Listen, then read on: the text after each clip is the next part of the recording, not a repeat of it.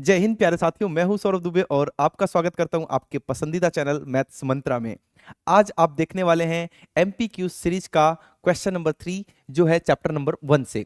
यहां पर दिया है अभाज्य गुणनखंड विधि द्वारा 2520 और 10530 का लस तथा मस ज्ञात कीजिए। जी हाँ, इस क्वेश्चन के भी एग्जाम में आने की संभावनाएं 100% हैं।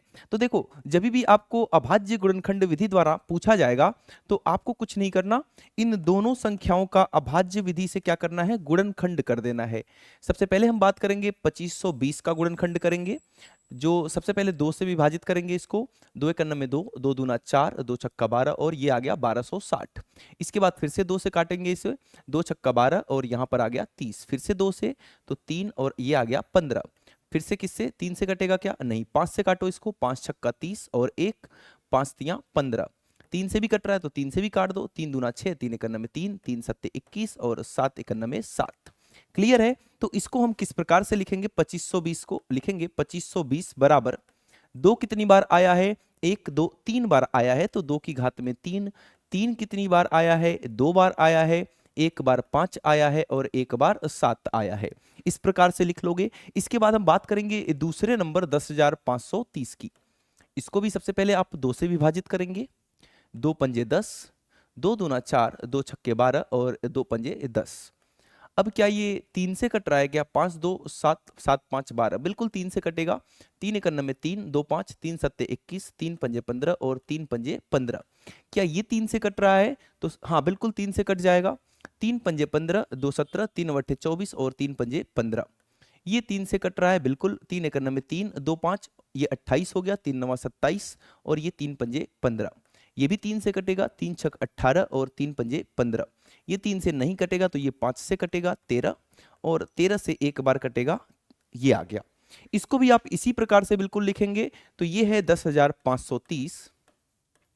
यहां पर 2 कितनी बार आया है, केवल और केवल एक बार। 3 कितनी बार आया है, 4 बार। 1 बार 5 और 1 बार क्या आया है, 13। ये तो आपको आता है, इसमें कोई दिक्कत नहीं है कि अभाज्य गुणनखंड विधि निकालना है सर, अभाज्य गुणनखंड तो हम निकाल देंगे। अब बात आती है कि मस और लस कैसे ज्ञात किया जाए।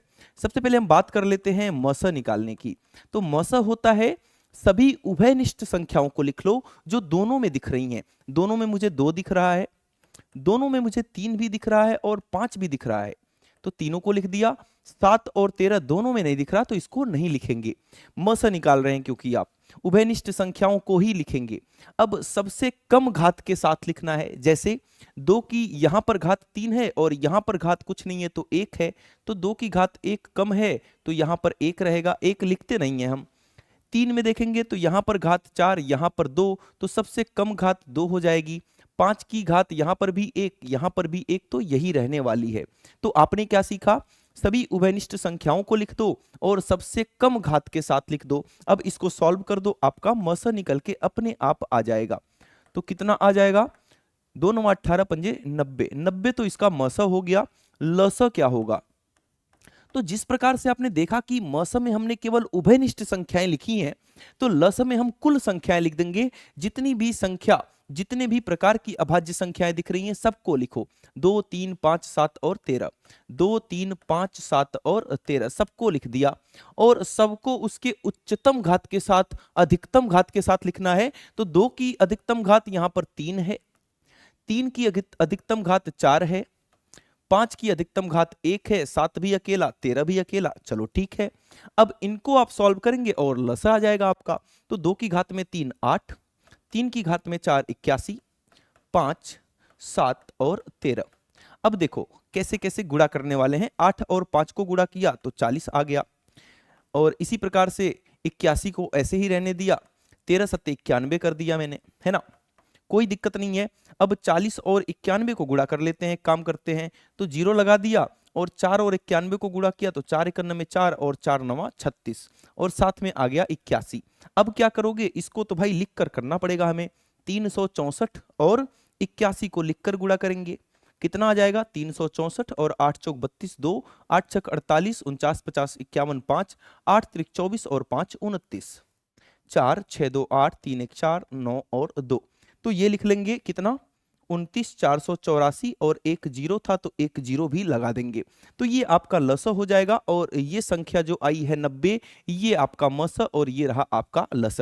तो इस प्रकार के कंफर्म क्वेश्चन जो आपके बोर्ड एग्जाम में आपको देखने को मिलने वाले हैं, ये जानने के लिए तुरंत चैनल को कर लेंगे सब्सक्राइब और वीडियो को कर देंगे लाइक, और साथ में अपने दोस्तों के साथ भी शेयर करना बिल्कुल नहीं भूलेंगे। तो मिलेंगे फिर नेक्स्ट डे अगले क्वेश्चन नंबर 4 के साथ। Thank you so much.